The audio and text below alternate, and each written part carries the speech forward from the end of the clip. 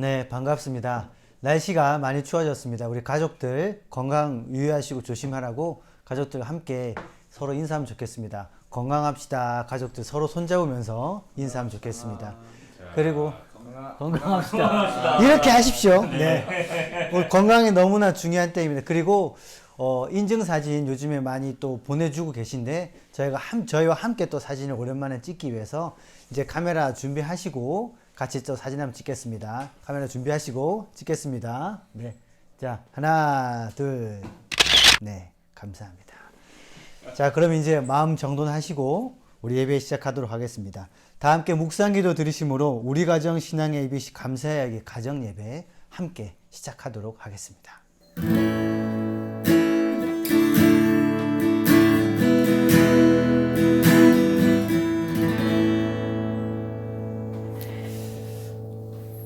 다 함께 박수 치면서 주 하나님 독생자 예수 함께 찬양하겠습니다. 주 하나님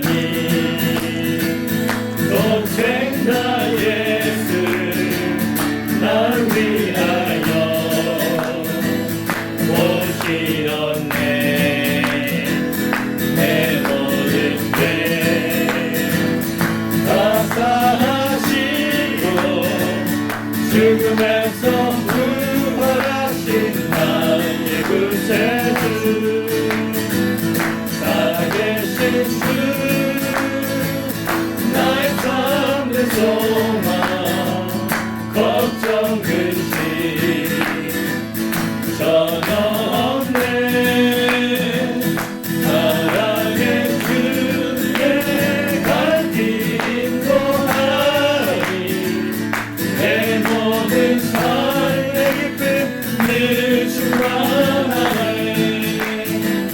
주 안에서 거듭난 생명 모르시니 주의 사랑 감기불과 확신 가지고 예수님의 도우심을 믿으며 살리. 살아계신 주 나의 참된 소망 걱정 근심 전혀 없네. 사랑의 주의 갈 길 인도하리. 내 모든 삶의 기쁨 늘 충만하네. 언젠가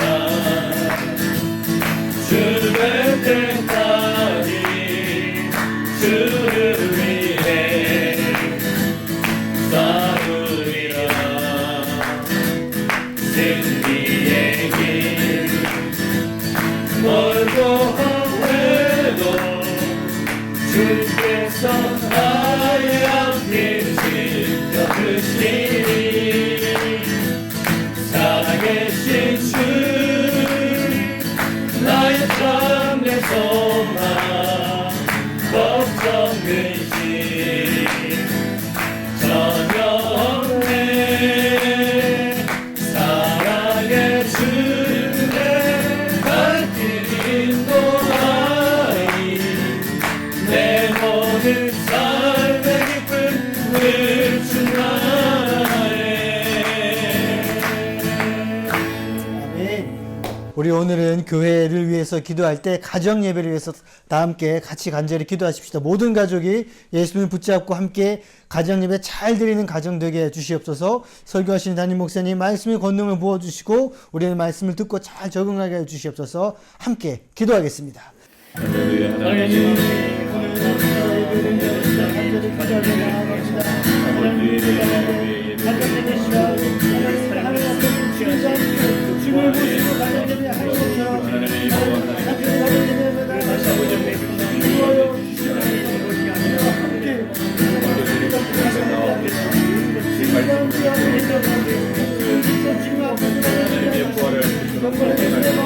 인도하여 주시옵소서. 살게 만들 수 있게 하시고 기뻐하시고 하시옵소서. 양택정 목사님 기도해 주시겠습니다. 은혜롭고 자비로우신 하나님 아버지 감사합니다. 오늘도 호흡하게 하시고 또한 신앙의 ABC 가정 예배를 통해 온 가족이 함께 모여 예배하게 하심을 감사드립니다. 이 시간 몸과 마음을 단정히 하여 주님께 나아가길 원합니다. 캄캄한 어둠 속에서도 한 줄기 빛을 보게 하시며 주님의 구원하심이 확증되어 영혼의 기쁨이 넘쳐나게 하옵소서. 아멘. 오늘은 부활에 대해 말씀을 묵상해 보려고 합니다. 주님께서 맡겨주시는 부활의 꿈을 잃지 않게 하시며 복잡한 세상 속에서도 서로를 아름답게 섬기는 복된 가정이 되게 하여 주옵소서. 아멘. 때로는 생명과 평화를 꿈꾸다가 힘겨워 쓰러질 때도 있지만 하나님의 일은 결코 중단되지 않음을 믿으며 약함 속에서 강하게 하시는 주님의 손을 의지하게 하여 주옵소서. 끝으로 말씀을 선포하시는 담임 목사님에게 성령 충만한 은혜를 내려주시며 생명력 넘치는 능력의 말씀 선포되게 하여 주옵소서. 이 모든 것 살아계셔서 역사하시는 예수님의 이름으로 간절히 기도드립니다. 아멘.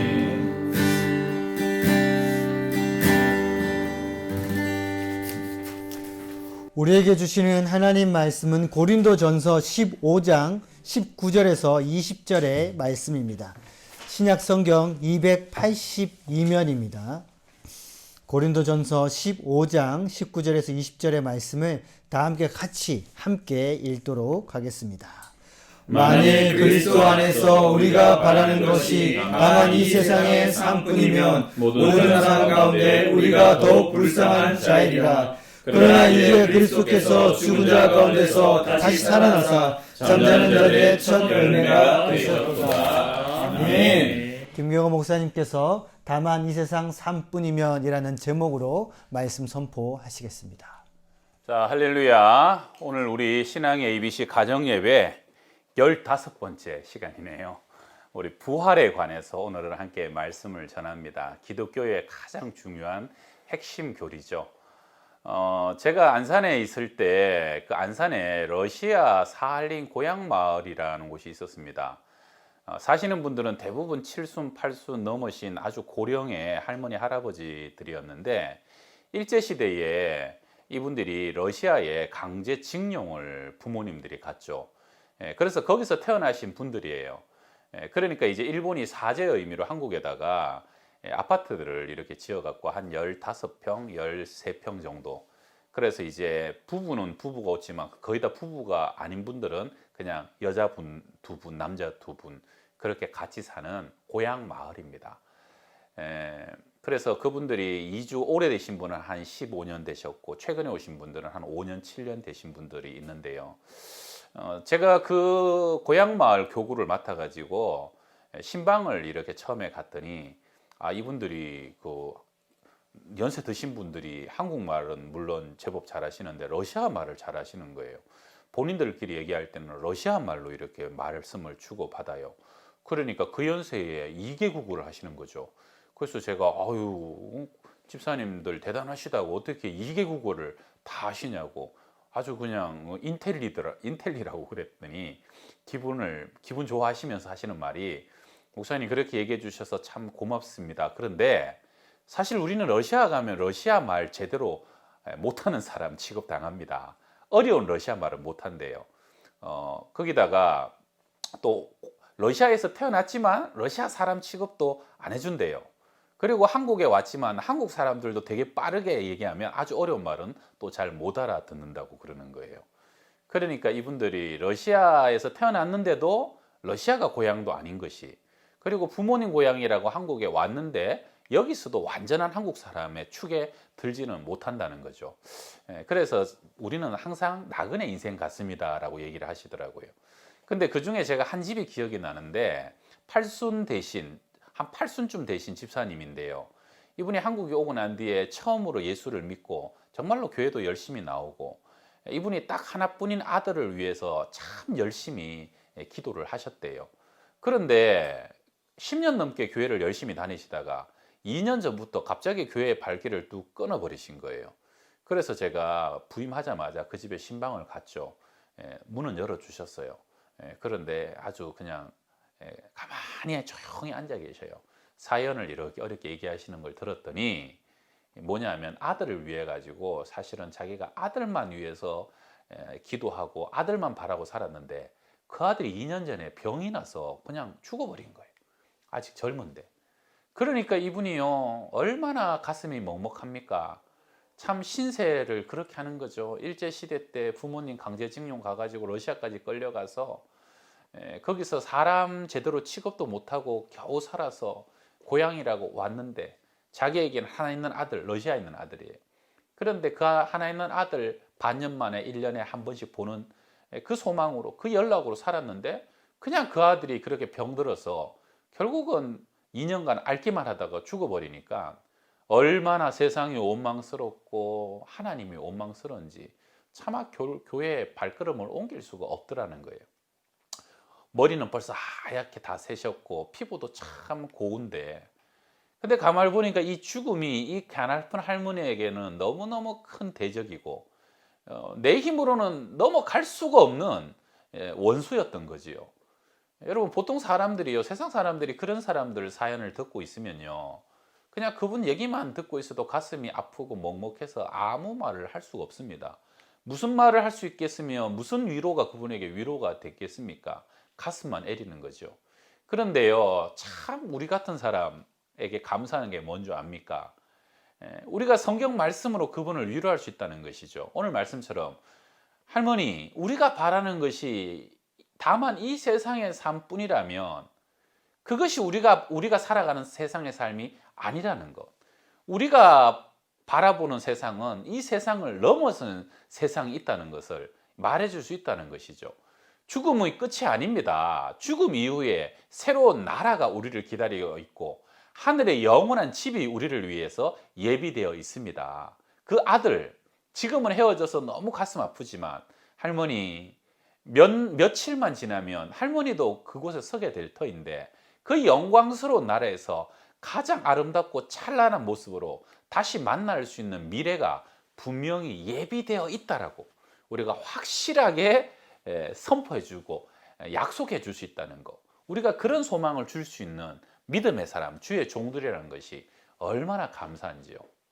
여러분, 세상의 모든 사람은요, 사망의 권세 앞에 압도됩니다. 아무것도 할 수 없어서 무기력하고 같이 울어줄 수밖에 없지만요, 그러나 우리 안에 있는 새로운 생명, 부활의 소망은 그것을 넘어서는 능력이라는 거죠. 그날 하나님 은혜를 참 많이 주셨던 것 같아요. 그래서 정말로 몇 주 뒤에 할머니가 머리도 곱게 빗고 옷도 깔끔하게 다시 차려입고는 교회에 오셨더라고요. 사망이 잠시 이 할머니와 하나님 사이를 갈라 놓았지만 그러나 그 부활의 소망과 영광이 다시 그것을 넘어설 수 있는 능력을 주게 되었다 하는 겁니다. 사랑하는 우리 양평동교회 성도 여러분, 그리스도께서 죽은 자들 가운데서 다시 살아나셔서 잠자는 자들의 첫 열매가 되셨고요. 그 주님을 믿는 우리 모두, 우리 심령 안에는 예수님이 들어오셔서 예수 생명, 부활 생명이 우리 가운데 있으므로 우리도 이 세상 마지막을 맞이할 때 그 부활 생명이 우리 안에서 본격적으로 활짝 꽃을 피우게 된다는 것을 믿으시기 바랍니다. 여러분, 요한복음 11장에 나사로가 무덤 안에서 죽은 지 나흘이 돼가지고 그 시체까지도 썩어지고 있을 때 그 앞에서 맥없이 눈물 흘리는 마리아와 마르다를 향해서 주님께서 선포하시잖아요.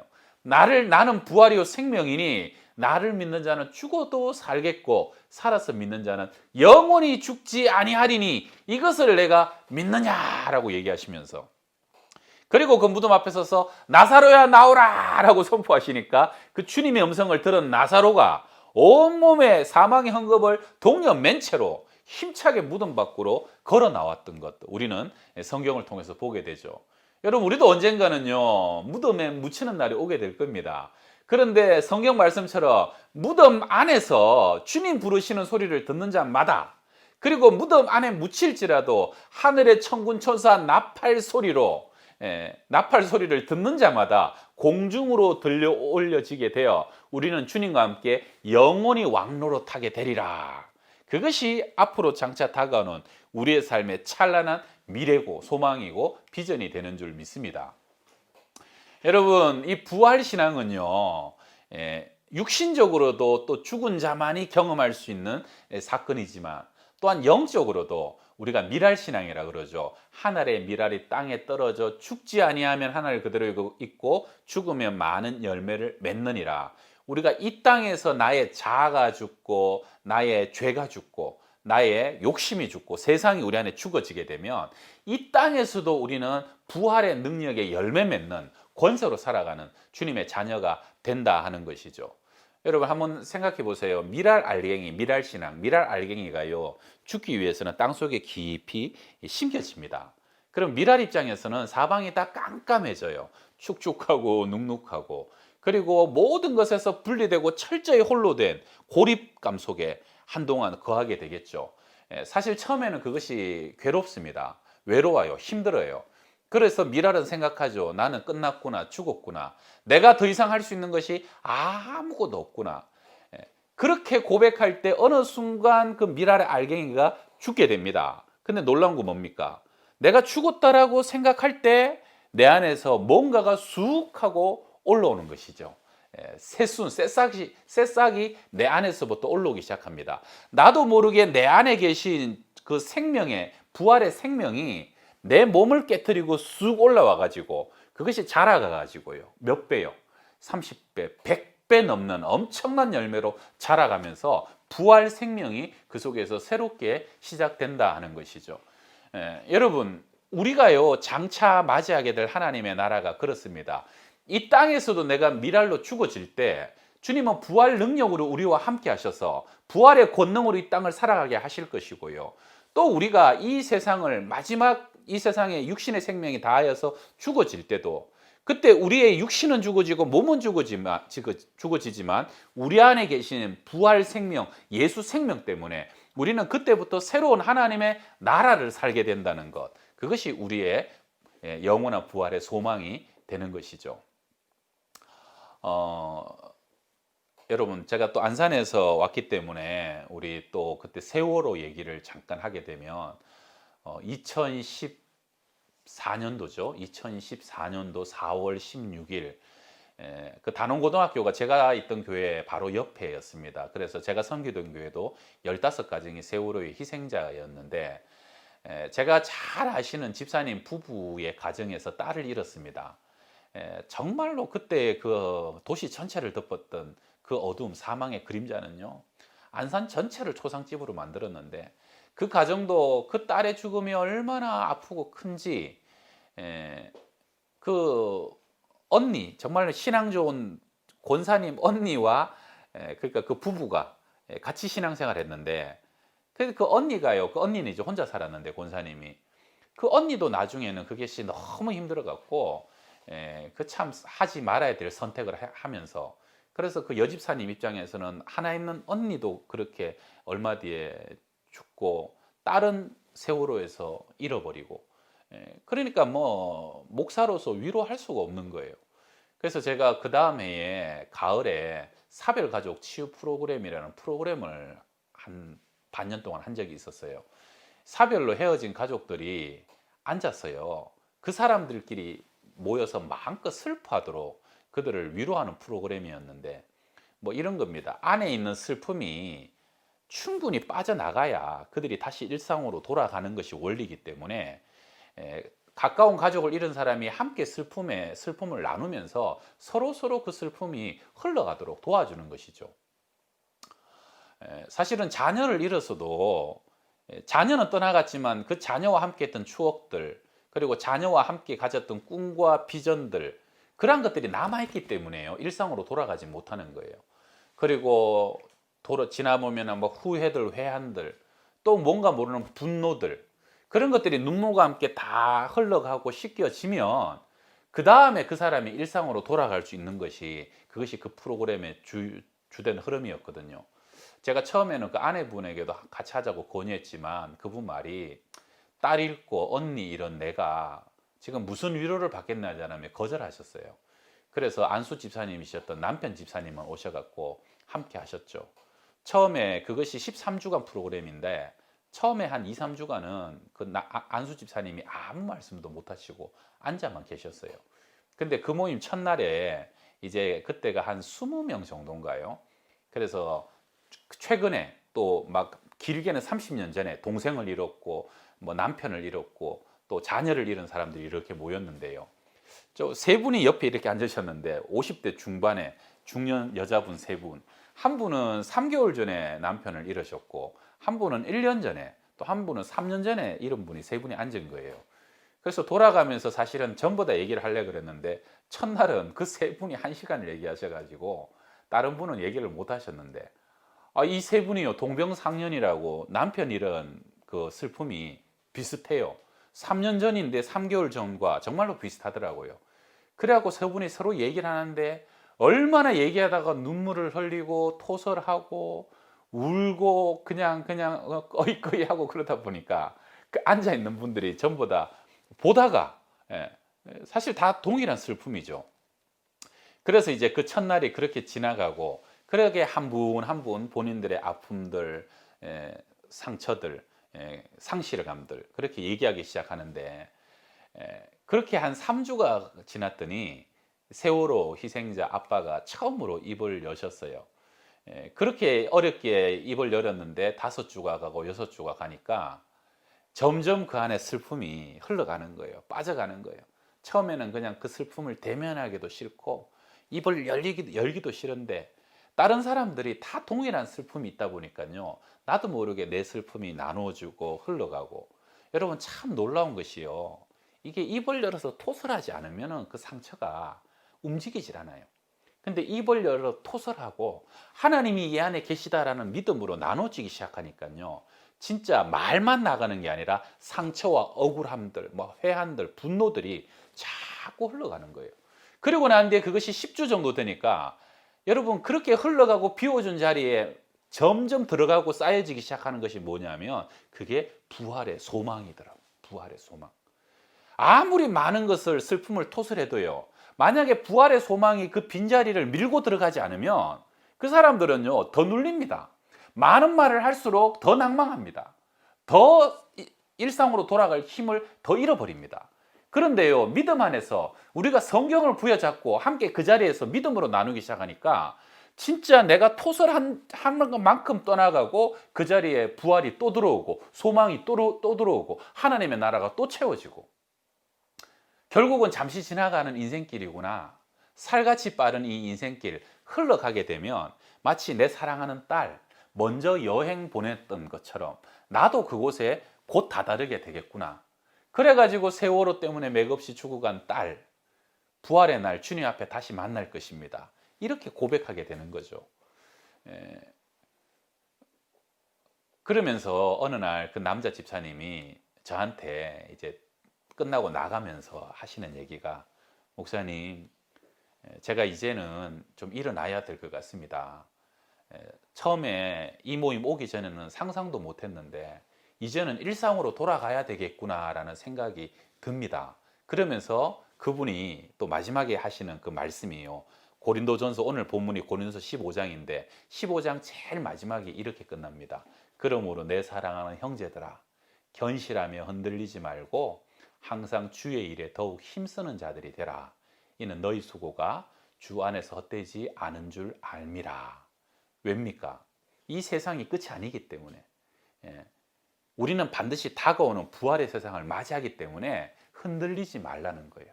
아무리 슬픔과 사망이, 아무리 이 세상이 우리를 흔들어도 흔들리지 말고 견실하게 서가지고, 우리 주님께서 반드시 우리를 보상해 주실 것이고 갚아 주실 것이고 하늘의 영원한 영광으로 채워 주실 것이다.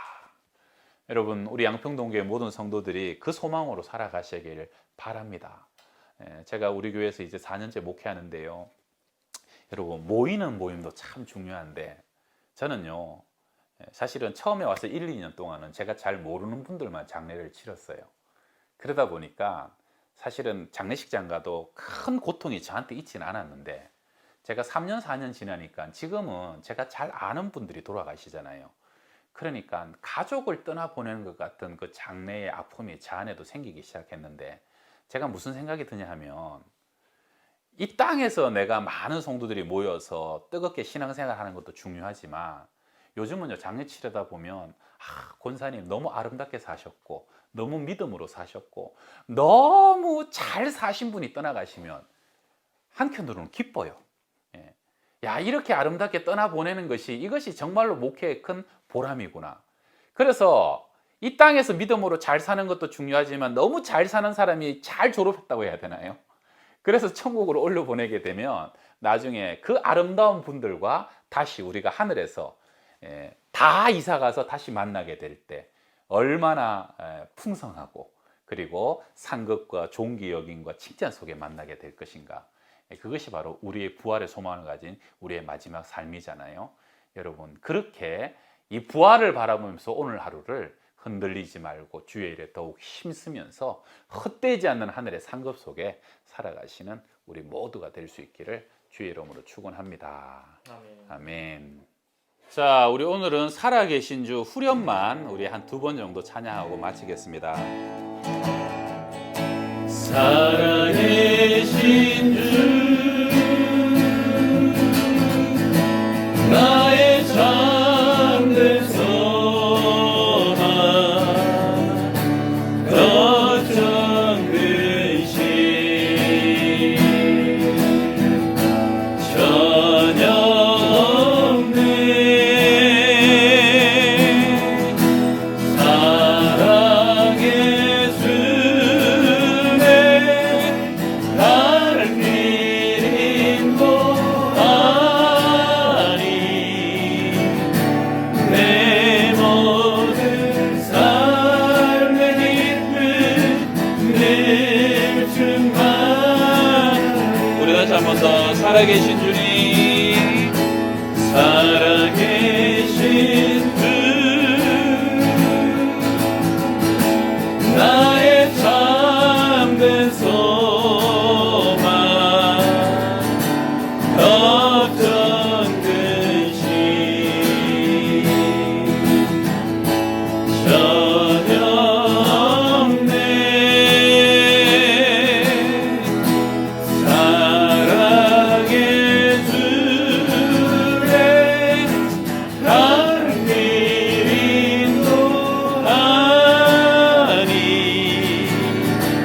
내 모든 삶의 기쁨 늘 충만하네.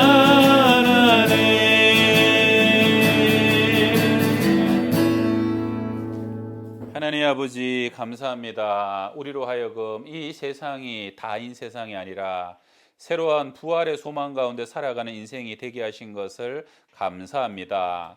하나님 견실하며 흔들리지 말고 그래서 이 부활신앙으로 믿음 가지고 주의 일에 더욱 힘쓰는 하나님의 백성들 가정가정 될 수 있도록 축복하여 주시옵소서. 지금은 부활의 소망이신 우리 구주 예수 그리스도의 은혜와 하나님의 사랑과 성령의 교통하시고 충만케 하심이 오늘도 부활신앙으로 믿음으로 이 세상 승리하며 살아가기를 원하는 주의 백성들 머리 위에 가정들 위에 항상 함께 하시기를 간절히 축원하옵나이다. 아멘.